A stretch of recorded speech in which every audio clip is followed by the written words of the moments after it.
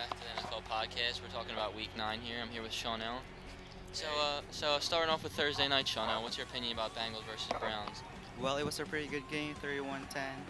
Andy Dalton had 3 touchdowns and threw for 234 yards. And the Browns put up a fight, but they send the Bengals home, still undefeated, with a loss of 10-31.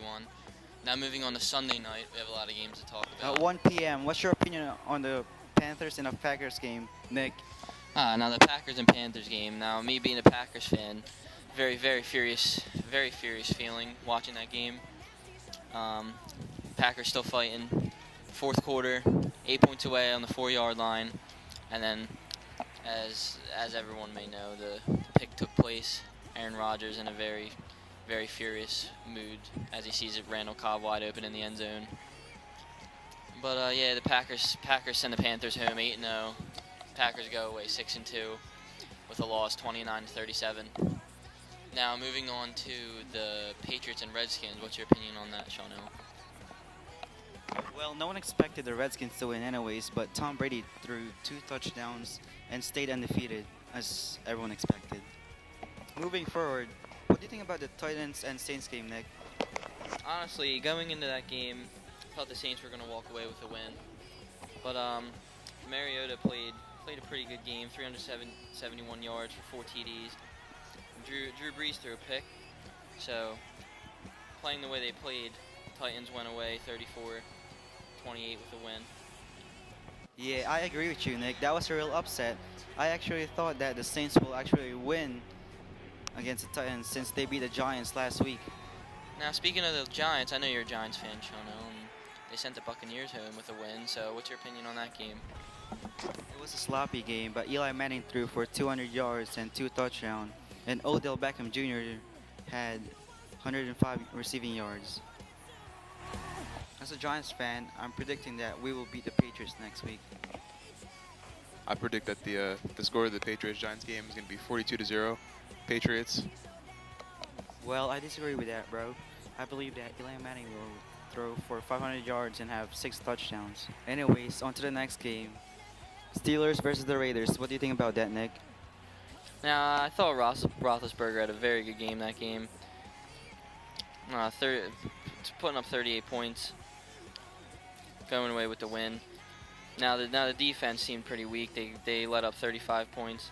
Really close game, but the Steelers went away with the win. Although they came up with a win, Big Ben got hurt again with a sprained ankle, who seems to be out for a couple of weeks again. Now moving on to one of the biggest games this weekend.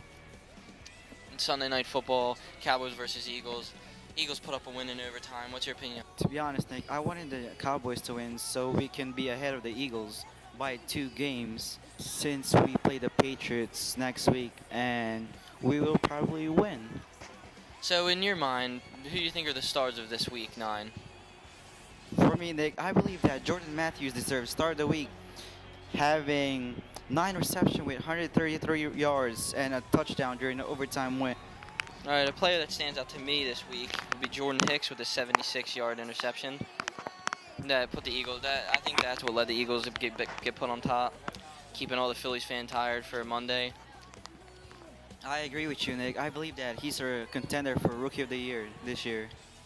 Now we have a Sterling High School football player, Matt Stout, and we're going to ask him about their 8th seat in the playoffs against Delsey this Friday. What's your opinion on that, Matt?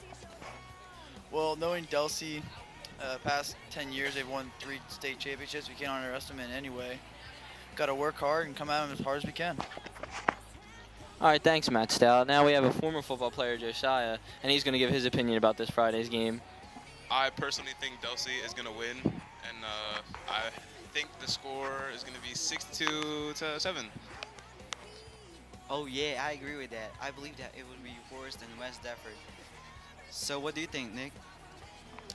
Now, Sterling football, we've seen that very upsetting loss against West Defford, which led to about 3 or 4 players quitting. So their team is obviously shorter. Their team is obviously working with a lot less players. But yeah, they seem to be working hard.